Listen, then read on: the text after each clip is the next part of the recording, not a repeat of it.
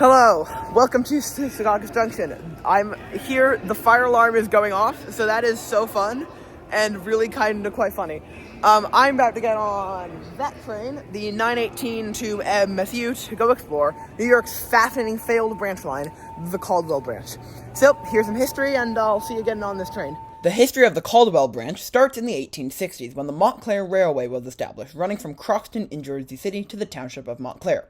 2 years later, in 1869, the Caldwell Railroad proposed a line connecting Caldwell, a rural town ripe for development, to this new line in Montclair. This proposal succeeded, and construction began in 1872. However, the key element of this new line, a tunnel under Verona, proved impossible to dig, and the line's construction stopped. Over the next 20 years, Caldwell and its surrounding areas began growing into proper suburbs, and in 1891, construction restarted on a line to Caldwell. However, enabled by the northward expansion of the Montclair Railway, now called the New York and Greenwood Lake Railway, this line now ran north to Great Notch, making for easier construction, albeit with the caveat of a longer and less direct route. This time, the line's construction succeeded, opening in the summer of 1891. Later that year, Essex Fells, a neighborhood of Caldwell that was being developed, petitioned the New Jersey state legislature to allow for an extension of the line to Essex Fells. This extension, called the Roseland Railway, opened in 1892, completing the route of the Caldwell branch. This line thrived, acting as an impetus for development in the area, and in 1897, the Caldwell Railway was bought out by the New York and Greenwood Lake, who themselves were owned by the Erie, making it one of the Erie's many suburban Jersey branch lines. The railroad's importance changed drastically in 1904 when the Morristown and Erie Railway opened from Morristown to Essex Fells. The Erie Railroad saw this as an opportunity to transform the Caldwell branch from a small but still productive suburban branch line into a major main line extending through Morristown to western Jersey, and more importantly, the sweet coal of Pennsylvania.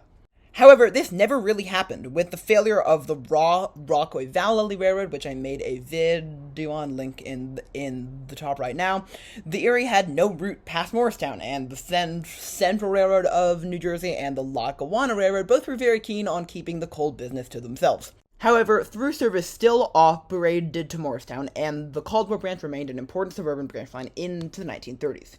However, by the end of the Great Depression, the line was seeing much more limited success, and the Erie attempted to close the line twice, once in 1941 and again in 1950. While the line did not close, service was cut in November 1950 and again in April of 1953. The line managed to stay barely alive throughout the 1950s, but it was in dire shape by the early 1960s. Service had been cut to 2 trains in each direction per day, and the line only had around 900 monthly riders in May of 1966. The Erie Lackawanna was legally required to provide passenger service until August of 1966, but this did not save the line. On September 30th, 1966, the Erie Lackawanna closed almost every single one of their Jersey branch lines, including the Caldwell branch, having New Jersey's rail network overnight. Freight service did continue until 1975, but soon enough this ended too. However, there's still some really cool remnants, so let's go explore those now. I'm at MSU Station. I came up to this very tall bridge with a train pulling in. So why did I come here? Well, the reason is because the place I'm going next is much better and much easier to see from one end of the diesel trains that continue past here. But I just could not get the schedules to work to get on that. So instead I didn't. Here's that train coming in. Both panhandles are up on our train's loco. It's probably going into the yard. So yeah, instead I'm just walking over there now. So the place I'm going is Great Notch Station, and I'll see you there now. Hello, we trudged through the snow and we've made it to Great Notch Station. So, Great Notch is an interesting station because if you see, there's a platform here. There's not enough to indicate that this is abandoned. That's because it's only abandoned in 2010, I think, because of really low ridership. You'll note it's still electrified. The wires stop like right there. You can actually see if I raise the phone high enough. Right there, it says AC motor stop. Yeah, the wire stopped right here. However, The station also played host to the Junction, where the Caldwell branch would split off. This was the last stop trains going down towards Essex Fells and Caldwell would make before they split off. However, what's here now is there's a parking lot for the bus stops. So this is probably the smallest park and ride in the New York metro area, and it's just for this bus stop, which serves a couple routes going to Jersey. I'm going to New York, sorry. So yeah, this is Great Notch. This is the abandoned Great Notch Station. Check, tick. And now we'll go to something even cooler. I mentioned the Junction. I think, I'm not certain, but I think you can actually access the place where the Junction used to be. If you can, that's really cool, so let's go there now. So I went up the West Essex Trail, as it's called, which is the old Caldwell branch right. It's now a rail trail. Surprisingly, it did let me go right to the edge of where the Montclair Boonton line is. I found that crazy, but cool. And then there was also a mile marker there, marking 17 miles from Jersey City. There is one more, but I mean that is a level of preservation that is impressive, considering that most of the station buildings on this line are gone, though not all. We will see more later. It is impressive that a mile marker is still there. So yeah, with that, I then got on the 195 bus, took that to Cedar Grove, and saw the Peckman River Viaduct. So I'll see you at the Peckman River Viaduct now. Hello, alright, I've made it to Cedar Grove, I've made it up the trail. So this is the same trail, the West Essex Trail, that we were on earlier, and this bridge is right by where the old Cedar Grove station was. In fact, I'm fairly sure these stairs are original to the station. However, there's not much time to dilly-dally. I have 13 minutes till my bus south, and if I walk fast enough, there's something really cool just a bit that way. So, the Caldwell branch is cool, mostly because of, as I said, its failed branchline status. The fact that it was, supposed to not only serve the towns, but also be, a bridge railroad to Morton and Erie. However, that's not to say it doesn't have any cool infrastructure, because it actually does. Specifically, just down here is the Peckman River, which is a very small river, but it carves quite a large valley, and the railroad crossed it on a massive viaduct, or massive for branchline standards, and the massive viaduct is still preserved, and you can still access it. And this is really cool. I only found out about this by just scouring on Google Street View, because someone has a Google Photosphere down there. And you can see there's the Peckman River Viaduct. I'm not going to go down there, because going down there in the snow feels like a death trap, but I'll put up a screenshot of the Google Photosphere, so thanks to whoever made that.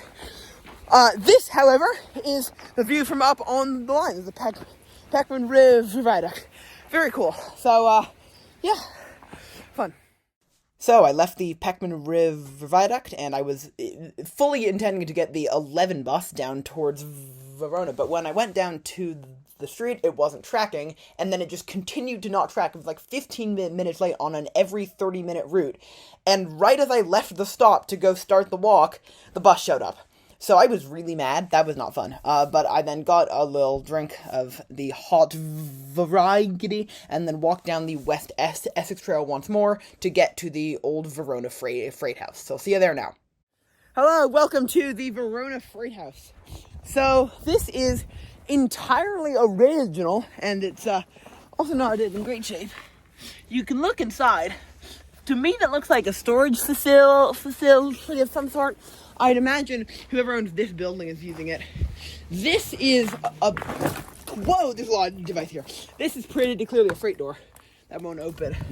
But this is the original freight house. I'm not sure why this wasn't demolished, but it's cool that it wasn't.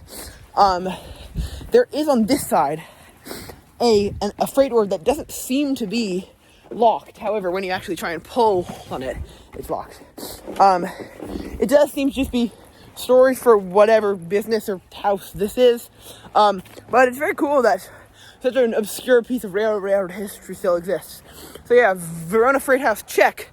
Now, I'm going to run down to the NJT 29, grab that to go over to, by far, the coolest, or at least the coolest collection of remnants on the line. So, I guess I'll do a little travel montage down to Essex Fells now.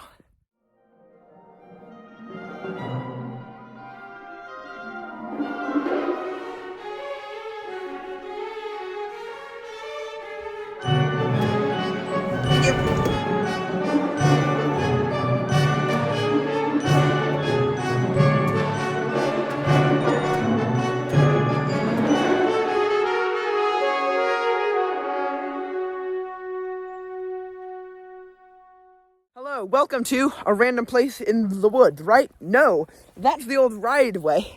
And this, I'm standing on it now. This is the old turntable at the end of the Caldwell branch. So, Essex Fells was a junction station between the Caldwell branch coming from Great Notch and the Morristown and Erie coming from, of course, Morristown.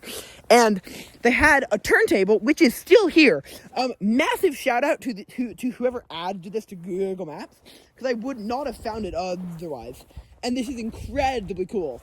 It's like behind some houses, and I would imagine some rails are probably still present, but I'd have to dig through the snow to get them, and yeah, I got enough snow on my gloves already. Still, though, incredibly cool that this is here, and like, just wow! I did not know that I did not expect that this would be so cool.